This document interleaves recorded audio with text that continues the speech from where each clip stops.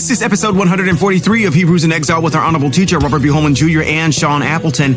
And in this podcast, we are going to focus on Hebrew Israel's ethnicity versus its race. Now, in terms of ethnicity, it just simply means the cultural identity or expression of the group versus its race, which focuses on its physical and biogenetic traits. So sit back and relax. We're going to expound on this issue. Hebrews in Exile, you know what we do. Let's go! You're a creation. You make everything right. Give me more power. Give me more love, yeah. Give me more passion. This is Rabbi Robert B. Holman Jr. and Shawn Appleton. And this is Hebrews in Exile. Shawn. The Honorable Robert B. Holman Jr. Yes, sir. We sit at these mics every week and welcome Kenya and Lamont Wright and Kodesh Israel. Thank you for joining us this evening for this podcast. And as I was thinking, we've talked about a lot of subject matter in the since we started the podcast. I don't know how long. I remember it's February of 2022. 22, yeah, 22. I think so. Maybe, yeah, definitely 22. Yeah, and, we've shared a lot of thought and a lot of content. We've tried to be true to Scripture, and we've tried to be true to the historical content that surrounds Hebrew Israel. We've tried not to express opinions too much. Right. Yeah. Mm-hmm. But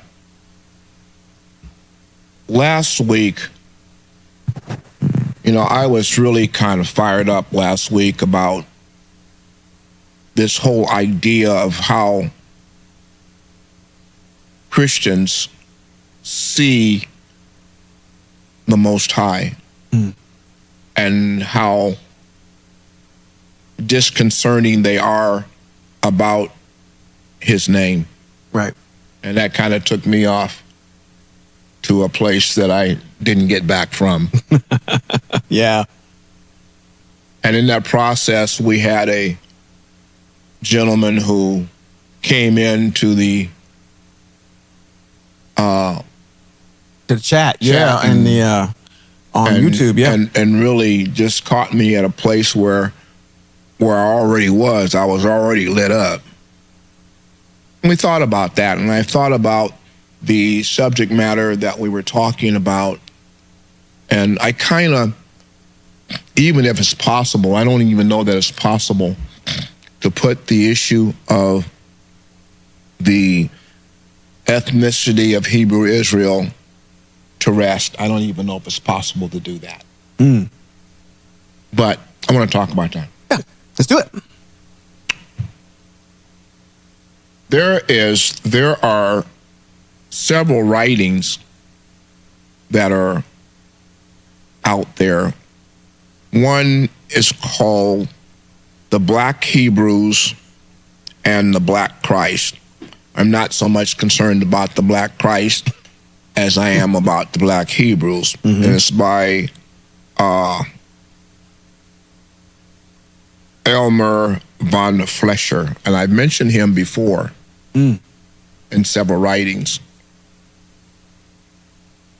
And the question is about this identity of Hebrew Israel. Sure. Who are they? And when we look at scripture texts, we know from scripture that, and history, that the created man in the image of the Most High is created from the dust of the ground. Yes. Correct. It does not take a scientist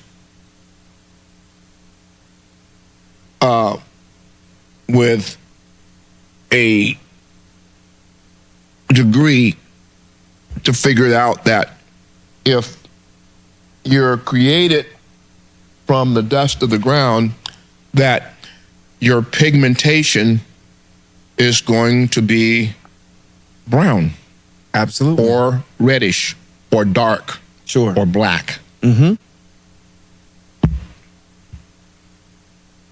All of our ancestors, and you and I have come to a point where we no longer look at text as though it is foreign to us. We look at text and we look at the individuals that text is written about. We look at them as our ancestors. Yes, we do. And we don't look at it as a story that's been told. We look at it as a historical document, a biography, if you would, of our people. Yeah. It's almost in the same vein as being in the United States. When we go to world history or we go to American history and we learn about the things that are germane to this country, and it creates this sense of pride for the citizens that are here, because you're learning about the things that happened in this country in order to establish itself as its own sovereignty from its prior, I should say, totalitarian kingdomship that it was, a monarchy that it was under, and all the changes that it goes through. We go through and we study those things to understand and establish a pride in a country. And it's the same thing when we look at this. We just look at, these are our ancestors, and it gives us a sense of pride of understanding that, when we read text and we're close to the Most High, and the Most High chose this particular group and it chose this particular piece of real estate, and we come to this identity, newfound identity that we didn't have, that even though in the diaspora it was stripped from us, from what we thought was our history, goes way beyond that. Yes. And establishing our kingship and who we are as a people. So it's one of those things that when we study, it gives me, at least for me, it gives me a sense of pride. So when we look at history and the evolution of the created man, we know that the created man, from a historical perspective and from most and a lot of the modern day ability to map DNA, takes us back to East Africa. Absolutely, it does. Takes us right back to right in that Rift Valley, where the beginning of everything comes from. Right in that area, that and, Ethiopian, Kenyan strip that's over there. So, I mean, if you do a historical study, you'll find that the Most High created man in that portion of what we now know as the earth, the world.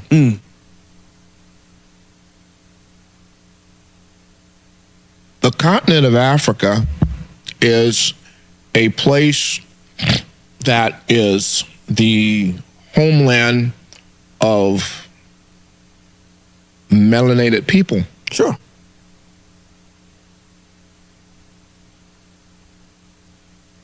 It is also true that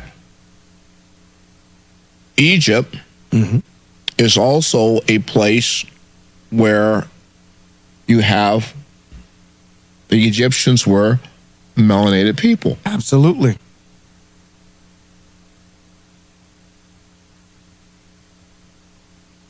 So when we look at all of these individuals from creation to Father Abraham, and somebody tells me that Father Abraham wasn't melanated, I'm going, I don't know what reference you're reading and from what source you're coming from.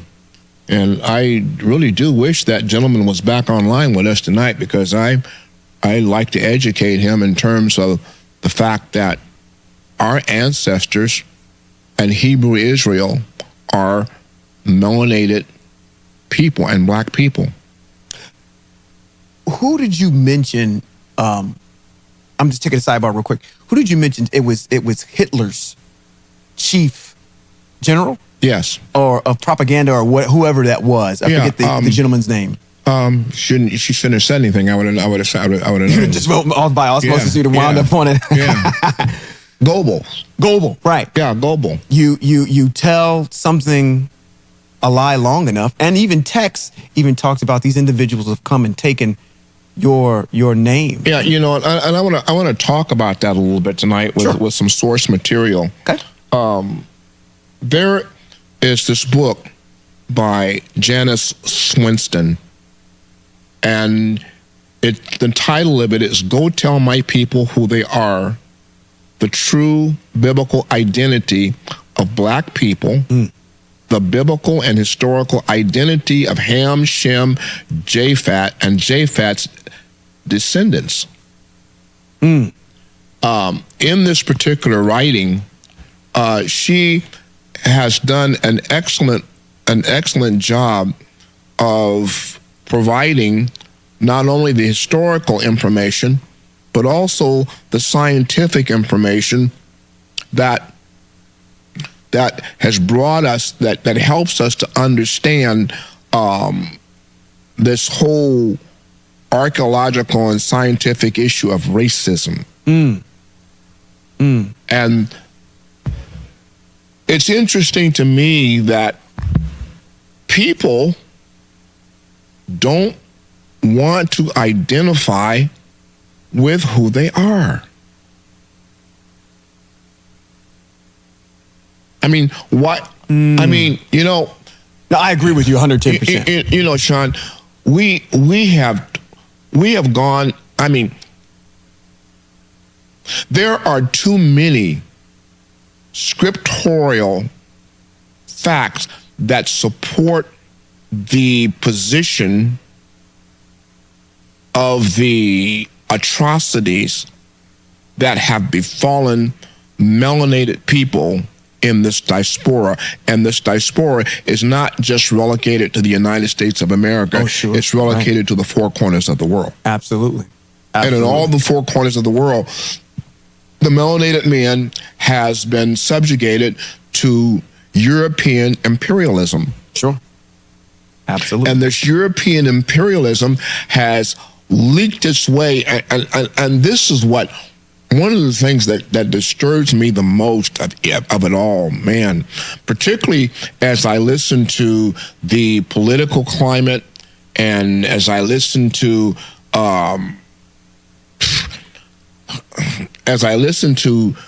people of color side with individuals who have a ingrained disdain for them. Sure. And I mean, it's like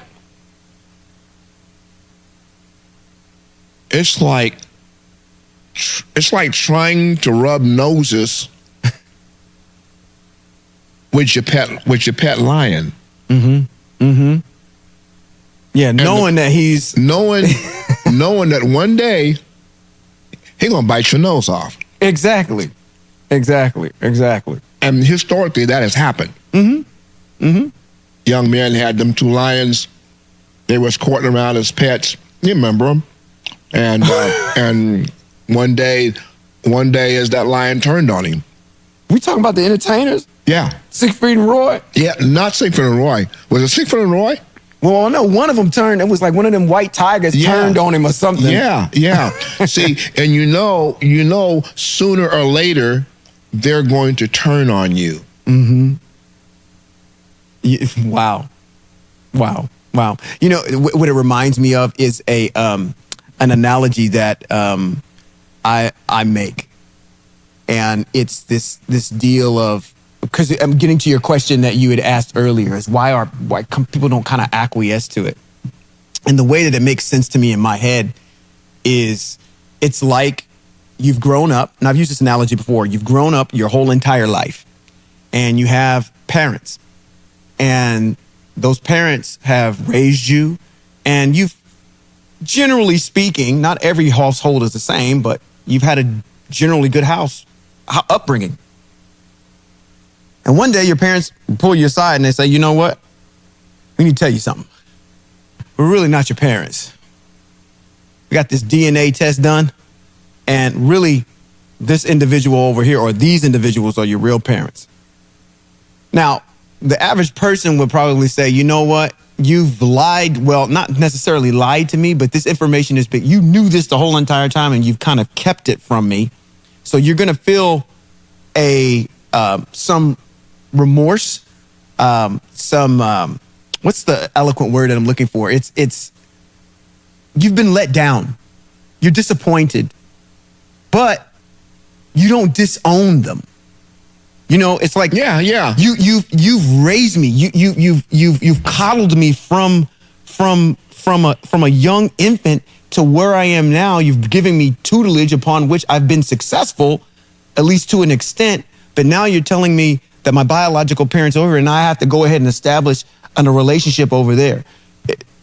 9 times out of 10, granted, people will maybe make an effort, but at the end of the day, they're still going to hold their allegiances to who raised them. And that is what's happening to our people. The Christian church has raised our people. And so when they come into the knowledge, it's not as if they don't accept it. But this is who raised me over here. And I'm not just going to abandon that, because there's some good people over there. There's some good things that come out of there. You say so yourself sometimes when you said it. Says you don't necessarily throw out the baby with the bathwater. There's some good nuggets that are over there in Christianity. But a half lie is you can't have a half truth. It's a whole lie. It's a whole lie. Yeah. And so you got to come to terms with the fact that, okay, these individuals over here are my parents. These individuals, for whatever reason, I got to go now and have a relationship over here and see what's going on. And people don't want to make that step because they're just so used to what they've had before in the past. So I sympathize with the reluctancy to actually establish a relationship with the Most High when you had Christ raise you your whole entire life and you seem to be doing okay.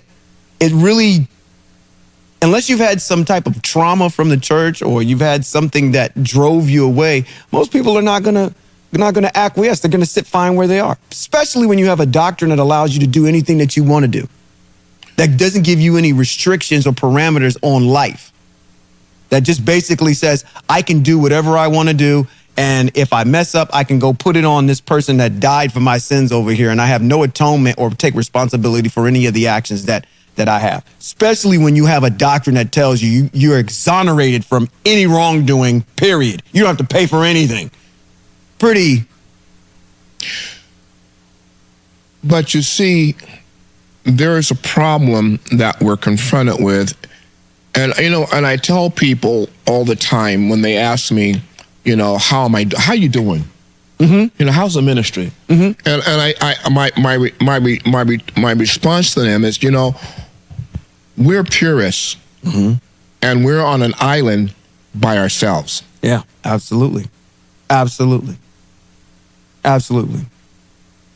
this island, walking all the way around, like, man, where is everybody else? And the true point of the issue is that we walk in and at the behest of the Most High to be different. Mm-hmm. And the one thing that he called Hebrew Israel to do. He called her to be different, and he called her to be the head and to be the leader and the teachers of the nations, and not to be the tail. Yeah. European imperialism has caused Hebrew Israel to become the tail because she has refused to accept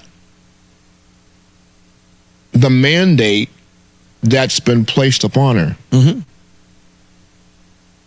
And with this mandate that's been placed upon her and her refusal to do so, historically down through time, and particularly in this diaspora, I have to say in the diaspora, because before the diaspora, we didn't have a problem. True. Well, no, that's not correct. That's not correct. We didn't have a problem. Well, yeah, okay. That's not correct. The diaspora is the result of us having a problem with the Most High, there you go. not following His mitzvos and abdicating Him and not wanting to lead, but wanting to join with the nations. And by our joining with the nations, it has eroded our purpose and our existence in the world. Even in a practical sense, from what we do on a day-to-day basis. Why? I asked myself the question the other day, why am I seeking validation from the people I'm supposed to be leading? Yeah. I'm going to work, and I work with generally non-melanated people. And even outside of work, we're surrounded in this exile by non-melanated people, and we're constantly seeking their validation for everything. We can't move unless they say it's okay. And that's not how text is written, because you don't know who you are.